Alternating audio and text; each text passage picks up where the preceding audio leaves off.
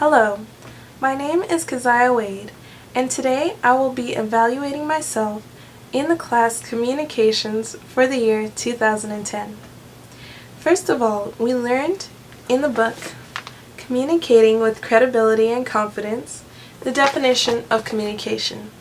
Communication is the use of verbal and nonverbal cues to transact a mutually understood meaning between two or more people. I have learned throughout this semester the importance of successfully transacting a meaning with the people around me. I have used certain tools, such as feedback, to understand what the other person is thinking. I have also used being dynamic, using an outline, staying within time constraints, and the importance of using visual aids. I will be evaluating myself in response to these topics. First of all, being dynamic. In the beginning of this semester, I truly did not believe that I had to improve in this area.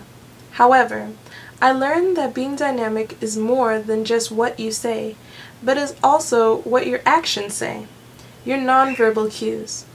I have learned that twitching my fingers while I'm trying to do something important truly detracts from what I'm saying, like so. And I have improved in this area, trying to use my hands to convey more of a forceful meaning, or use my hands less to play down not what I'm saying, but what I'm doing. Next, using visual aids. I have learned that visual aids truly do make a difference in what you say.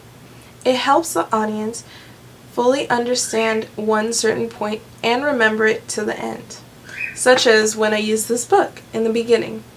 You may remember the definition of communication more because I used the book to convey my meaning. I have improved in the area of visual aids because before this semester I never used visual aids in a speech. And in the beginning it was a challenge because I did not fully know how to incorporate them into my message. However, after a few times I got it right, and as they say, practice makes perfect. So I do believe that at the end of this semester I have improved greatly in my use of visual aids. Next is the use of outlines. Outlines have always been around, and throughout my life I have used them sparingly.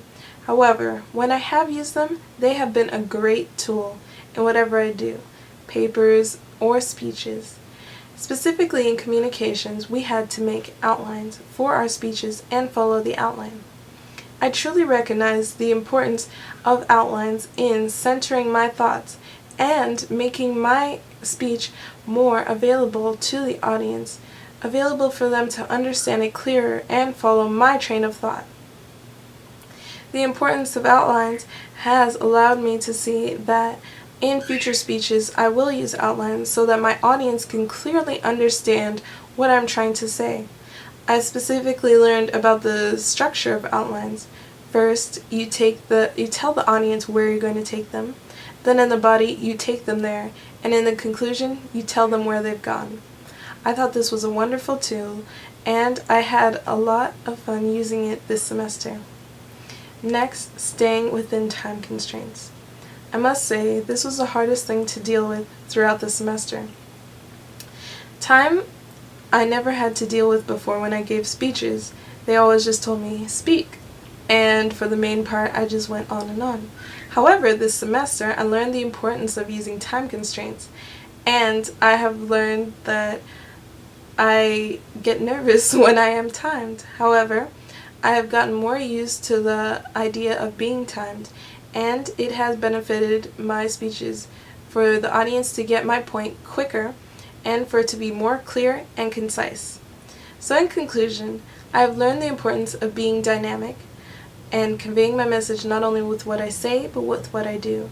I have learned the importance of using visual aids so that people can remember better, and I have learned the importance of outlines in focusing my thoughts, and the importance of time in conveying my thoughts quickly so that the audience doesn't get bored, or so that I just stay within a program's regiment.